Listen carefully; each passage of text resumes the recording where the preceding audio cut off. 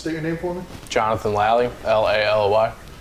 The NFL draft is in Vegas this year on April 28th, and you're going. So what are your expectations this year? I just hope the Jets draft right since I'm a Jets fan. I think the first 5 picks are just easily going to be really solid players and have good careers in the NFL. And I just don't see any teams being able to go wrong with the first 5 picks. What do you expect the Jets to do? They have the 4th and 10th pick.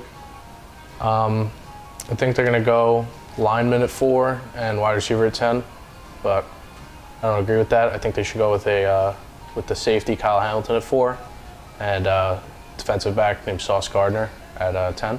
What about those 2 players makes you want them as a Jet fan? Just looking at all the NFL analysts, they're saying Kyle Hamilton's a game-changing player and once-in-a-generational talent, and they know what they're talking about, so I feel like that's how he's going to play. And Sauce at 10, I just think he had a great career at Cincinnati. Never let up a touchdown in 4 years. He's 6'3", runs a 4.41, and he's quick. So he can guard all the big receivers. He can guard the small, fast ones, and I just think he's going to be like a solid lockdown corner, just like Darrelle Revis back in the day. So, who do you see as the can't-miss prospect in this draft? Probably Evan Neal. He's just a pure athlete. He's 360 pounds, barely has any body fat. He just looks too strong, too quick, too fast to let anybody get by him. And I think he's just going to have a long, good career in the NFL. Do you see him going before the Jets have their pick, or do you just think the Jets don't need? I see him going number 1 overall, but hopefully maybe something happens and he falls to 4. So the Jets really do need another offensive lineman. They have 3 solid ones at the moment, but they need to protect their rookie quarterback or second-year quarterback. Can't go wrong with the offensive line. So if you compare this draft to a QB-heavy one like last year, where there was Trevor Lawrence, Trey Lance, Mac Jones, what are the key differences between the 2 drafts? Usually with the quarterback-dependent drafts, you kind of just know who's going the first 5. You know who's going 1, you know who's going 2, you know who's going 3. And this year it's kind of a toss-up. You don't know who's going the first 5 picks, and it's more exciting that way. Evan Neal can go 1, Kayvon Thibodeau can go 1, Aiden Hutchinson can go 1. You just don't know who's going at what pick. Okay, so on top of quarterbacks, how do you see the careers of Malik Willis or Kenny Pickett going? I think one of them would be a solid, nothing special, but could probably lead a team to maybe the playoffs, but I don't see anything special in any of them. Who do you see panning out more? Probably Malik Willis from Liberty. He's just an athlete. Do you think it's more about the team they go to, or do you think it's more dependent on just who the player is?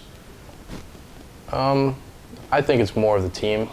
You can send a rookie quarterback in to just a terrible organization with no line, no protection, no one to throw to, and it'll make them look bad. It'll make them, after their rookie contract's over, it'll make teams just not want them.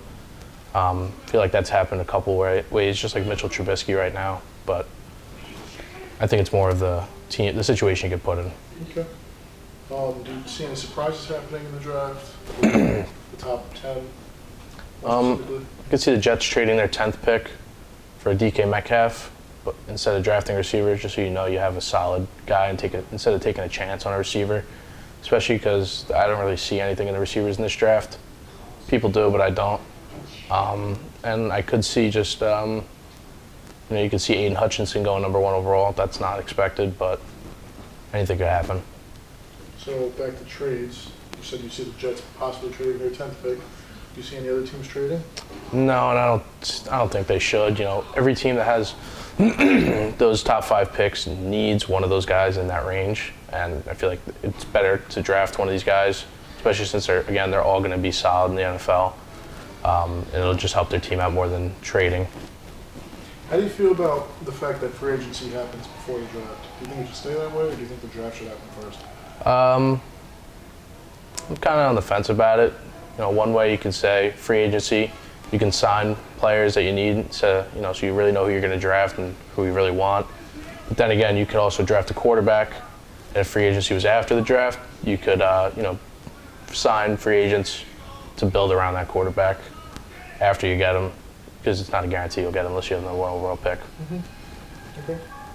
And you said you're staying in Vegas for a little bit longer after the draft. Do you have any plans to hang out, or what do you plan to do? I just go out, have fun, enjoy vacation. Sounds like fun. All right. Thank you for your time. You're welcome.